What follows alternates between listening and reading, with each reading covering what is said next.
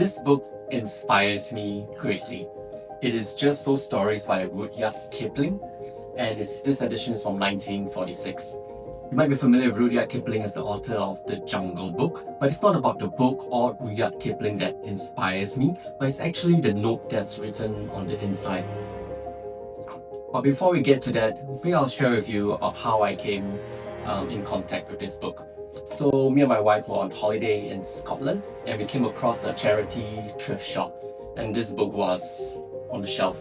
So I picked it because it's so nice and red, and I just loved the illustration. But the thing which drew me to the book was actually the note on the inside. Let me share with you what it says. Dear Wendy, here's the book I promised. It has taken me a long time to find it. You told me you liked The Jungle Book, so I hope you like this one. Yours sincerely, H.W. Gilman. Now, I was really interested about the note and who this H.W. Gilman was, so I started researching online. I used AI ChatGPT and asked it like, who is H.W. Gilman? And most of the answers I got back was he wasn't anyone prominent. And then ChatGPT even asked me like, you know where he lives at in 1946.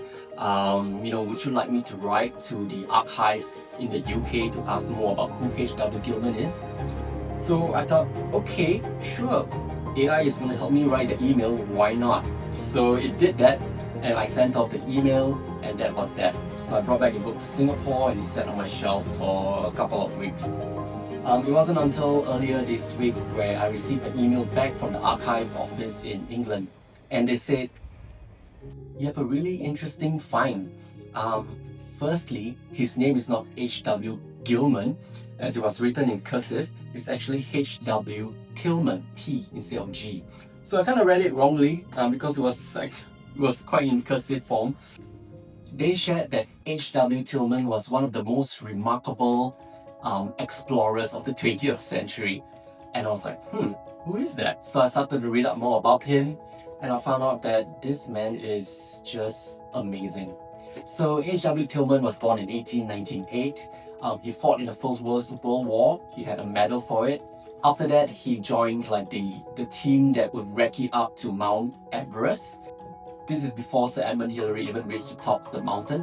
What the British did was to send recce teams to see how far they can go. And H.W. Tilman was part of that recce team. What's even great about H.W. Tilman was that he even was the first to ascend Nanda Devi in 1936, and that at the time was the highest mountain ever climbed. Fought in World War II as well, and he was the one fighting at Dunkirk on the beach. And he was also part of the SOE, which is the Special Operations Executive, which is this espionage group that was fighting with the Nazis during that time. Wow. After that, he spent the next couple of years doing more mountaineering in the Himalayas, climbing a lot more mountains like K2 and so forth. Then in his 50s, this is like the 1950s at the time, in his 50s he decided to have his own little ship or boat, and he decided, I'd like to sail around the world.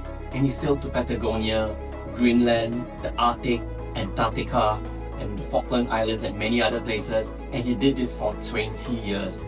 And while doing this, he wrote a lot of books as well. So he wrote a total of 15 books covering his sea expeditions and also his mountaineering expeditions previously in the 1930s as well. Even into his 70s, he was still exploring the world. At the age of 79, he decided to head back to Antarctica to climb one of the mountains that he failed to climb when he was younger. And this is when he was 79 years old. So he went on that expedition in 1978, I believe, at the age of 79. But unfortunately, his ship was lost at sea. So we never heard from H.W. Tilman since then. What I find inspiring from this find is that, H.W. Tilman reminds me to not be afraid. You don't have to cross the seas and over the Atlantic, but don't be afraid of what you want to do, and reach for high goals. So this book means a lot to me. Every time I see the note, it reminds me to not give up and to keep pushing on.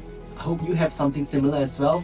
If not, I hope H.W. Tilman is someone that inspires you. And remember, when you go to a thrift shop, look up for the book and look for little messages that are inside, because they can be very inspiring.